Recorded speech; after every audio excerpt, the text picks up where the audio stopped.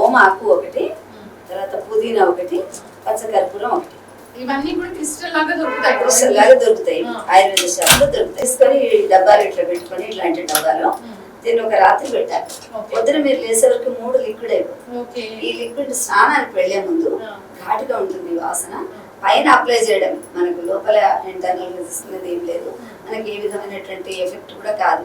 పైన ఉన్నటువంటి జనరల్ గా ఉన్నటువంటి మోకాళ్ళు ఎక్కడైతే మనకు నొప్పి వస్తుందో, ఎవరికి నొప్పి వస్తుందో వాళ్ళకే తెలుస్తుంది, వేరే వాళ్ళ చేత రాయించుకోకుండా కాకుండా ఇది ఎప్పుడైతే నీరు అవుతుందో కూర్చొని ఆ నీరునంతా కూడా మోకాలు చుట్టూ బాగా రాసుకొని స్నానానికి పెడితే మీకు ఆ వాసన కూడా బయట వాళ్ళకి. అయినా కర్పూరం వాసన, అదే ముట్టి వాసనలు కాదు, మంచి వాసనలు. కానీ ఇది కూడా ఎవరైనా భరించని వాళ్ళు ఉంటే ఆ వాసన కూడా రాదు. వేడి నీళ్ళతో ఒక 2 మగ్గులు నీళ్లు మొదలు మోకాళ్ళ మీద పోసుకున్నాక తర్వాత స్నానం చేసేస్తే ఇదంతా కూడా దానికి లోపలికి పట్టుకొని ఆ గుజ్జు అనేటువంటిది మనకి ఏదైతే తయారవుతుందో